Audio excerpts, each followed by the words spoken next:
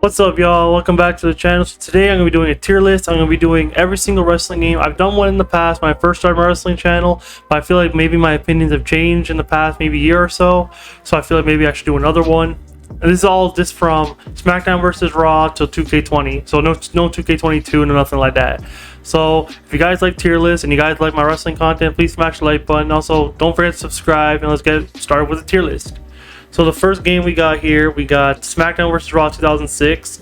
Honestly, for me, that was probably like the first or second game I've ever played, and it's goated for me. So I'm probably gonna put it in A tier because the GMO was sick. The career mode / like season mode was amazing, and then like I feel like the gameplay was like probably way before its time with certain like things like the knockout meters, where it's like if you guys run out of stamina, like you have to like go to a 10 count. I feel like that was way before its time, and I just feel like the gameplay is sick, the roster is really good, and yeah, I just love the game. Also, it's nostalgia factor, so that's another reason why the game is so up there for me. So we got Smackdown vs. Raw 2007. Smackdown vs. Raw 2007 is probably about the same, honestly. Like these two games were my two first games that I got. I think I got 2007 before I got 2006, which doesn't make any sense, but that was just the way it was back when you were a kid. You seen a wrestling game, you're like, oh my god, a wrestling game. You didn't really look at the year. I just thought year didn't really matter. I'm a kid. But Smackdown vs. Raw 2007 was basically a way better version of 2006. Like the roster was changed a lot.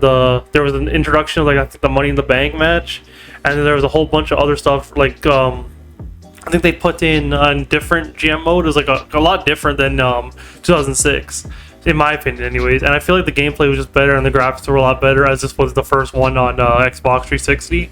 So that's why I feel like yeah, it's an A. I just personally feel like these games are all gonna be A's.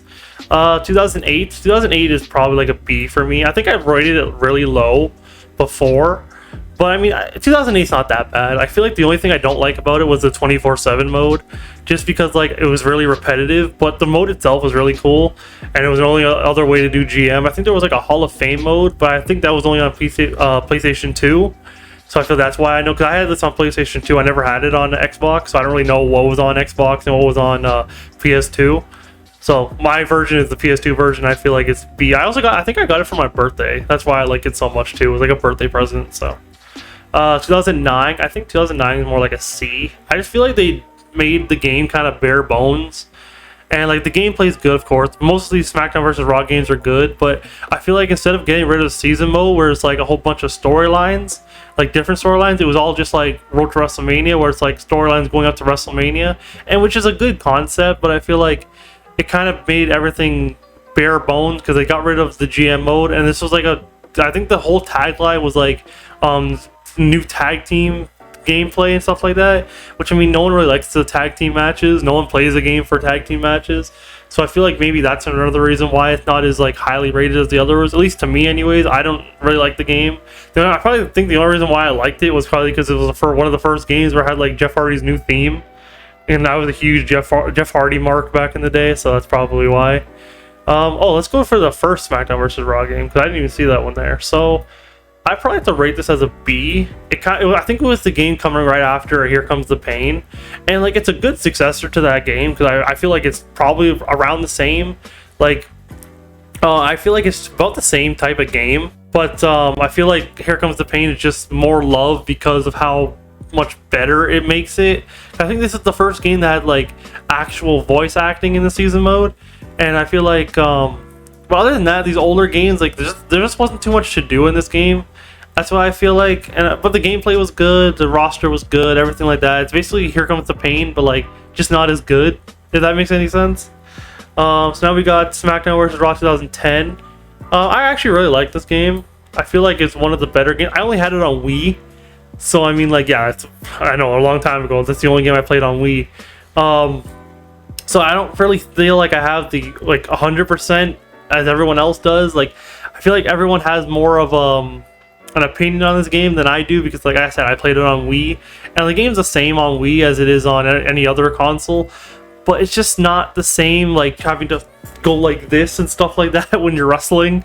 So maybe that's just me, but the gameplay is really good on Wii even, and yeah, the Road to WrestleMania is pretty good. Like, I enjoyed it. It's way better than this one. I feel like this one wasn't as good as this one, definitely, and they improved a lot. And then, like I said, Jeff Hardy is looking like he's a better model in this game than he does in this one. I'm, like I said, a huge Jeff Hardy fan, so like I just like this game a lot better. I literally only bought this game so I could play with Jeff Hardy, not even gonna lie. And the only game I can get, the only console I can get on was Wii, so that's why I got it on Wii. This was another birthday present. So I guess my nostalgia is another, like, really high on this. I got this at Walmart, I believe, like in like this was my first ever time buying a game myself, I think, because I guess it was like a birthday present, but like I paid for it with my money, I guess. I don't really know, but yeah, this game was really cool. Like, I remember this is the first time they introduced the universe mode, and the universe mode, like, oh my god, like, it was literally, I don't understand how, you don't understand how hyped I was for that universe mode when I seen it. And then, like, they had like these like little headlines in the like underneath going like, oh, David Hart Smith beat this like, that was just crazy to me back then. I know, like, obviously, like 2K, like NBA games, stuff like that, they have like those tickers down on the bottom, like telling you all this stuff. But, like, in 2011, that wasn't a thing in wrestling games, you know what I mean?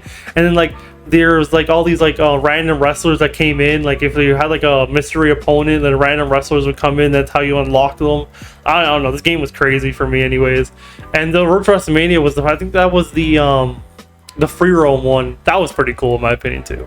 It didn't work as well, like the free roam was kind of boring, but the whole storylines, like the one with the Undertaker and then Christian, I believe, and then John Cena. I don't remember the other two. I think it was Jericho and somebody else. I feel like that was crazy, honest. Oh, it was Rey Mysterio. I remember that one with Jack Swagger. This one, I don't know. This game was crazy for me. I love this game so much. I don't remember where I rated it last time, but I played it recently again, and this game's amazing. WWE2K20. It's kind of like a B. I didn't really play it too much. This is the first game I got. This is the first wrestling game I got on my Xbox 360. It was a good game, but I guess I didn't really play it too much because I wasn't really into wrestling games as much. Because, like, I got it late. I think I got it in like 2014 or something like that when this game came out. So I think I got this game and then I got this game. So that's probably why I didn't play it as much. It's a really good game, don't get me wrong. Like, I beat the Road to WrestleMania, but that was kind of it. Honestly, it was the same concept as this game, like where random wrestlers would appear in the universe mode, and that's how you unlock them. But I just feel like this game just didn't have the same oomph as this game did. Like, this game was like the last of its kind, and then this game was just kind of like riding off this game's coattails, in my opinion.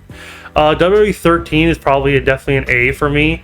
Again, this is the game I had on Wii, so yeah, cut me some slack there. I had the game on Wii, and it's not easy to, like, you know, do this when you're wrestling. But the game's fun. The Attitude Era was great. The gameplay is really good, even on Wii. And then the roster is like insane. Like, I think they have like this is probably like the largest roster they had like during this type of era, because like that's when the rosters were pretty small. Of course, these games, like the 2K games, there's like freaking like 6,000 wrestlers and like they're all jobbers or whatever. But this game was really goated because of the Attitude Era, and then like the fact that there's like a Attitude Era, then there's like a little off-script mode, something like that, where it's like you can do other stuff that wasn't in the Attitude Era. It was like 2000, 2001 and stuff like that, I think. And then like that's how you unlock like a certain Jericho or something like that. I don't know. I just found this game really cool, and like I said, it was one of the first games I got on the Wii, other than like I think I got 2010, and then it was like straight to 2013. I have a weird version. Like, I think I got, okay, I'm gonna say one thing. So I had this game on PS2, this game on PS2, this game on PS2, this game on PS2, this game on Wii and PS2, this game on Wii, this game on Xbox 360, this game on PS2 and PS3, no, Xbox 360 too, and then I had this game on Wii. I don't understand my way of getting games. Just the way I just picked up the first game I saw if it was on any console that I had. That's kind of just the way I did it back then. Now I would definitely just buy the game on the console I'm going to use the most.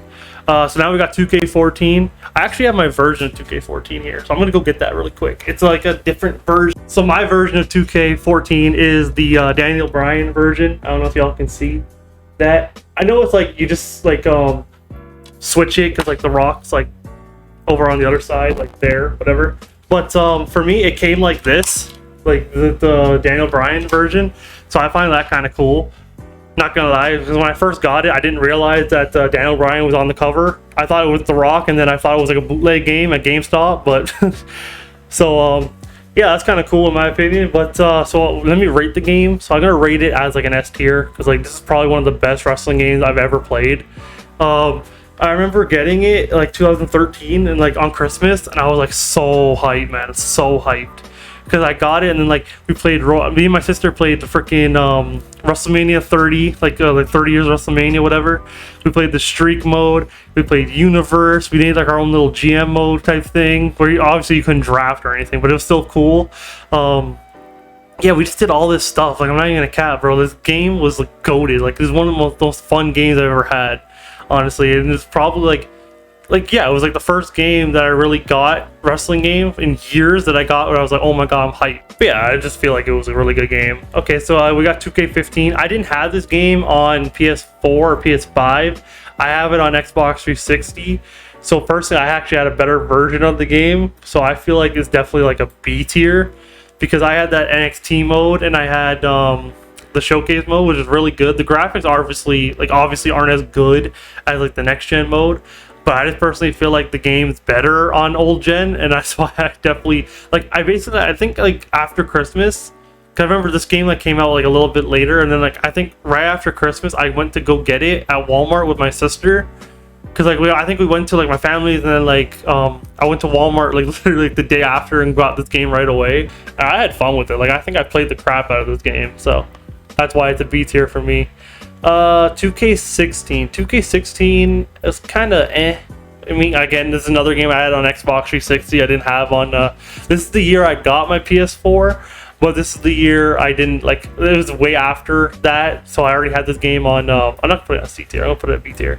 So I had my PS4, and then so I had my PS4 after I bought this game. I think it was like 4 months after I bought this game. I was kind of mad because like I could have just waited to get the PS4 till I got the PS4 to buy the game. But I mean, like, I played at a few friends' house, and I mean, like, the PS4 version's pretty much the same as the Xbox 360 version, just better graphics and like different, like, you know, changed a little bit.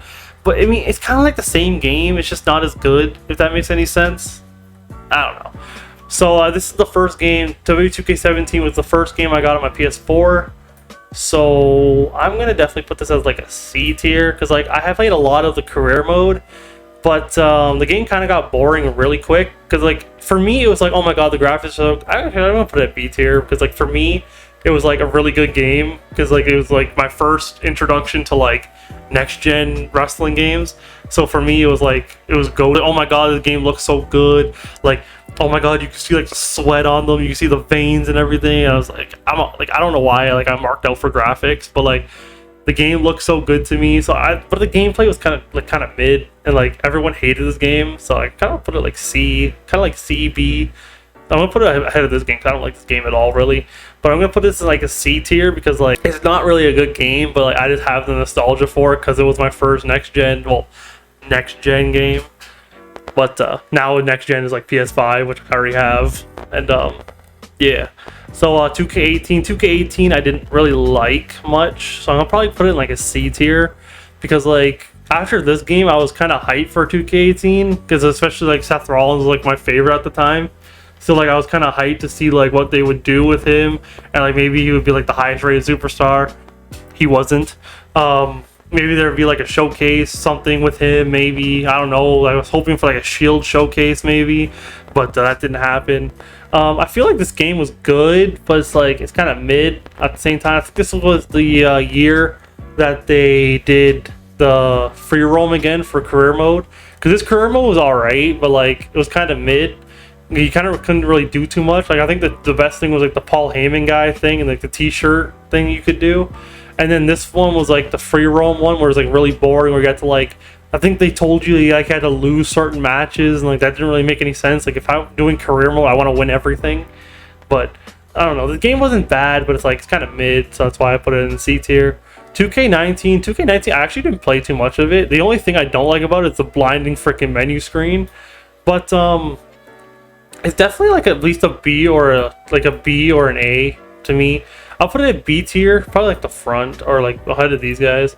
I think it's a B tier because like the game's definitely not bad. Like it definitely saved us from this monstrosity. I'm not gonna, well, I'm gonna put like a whole new thing here.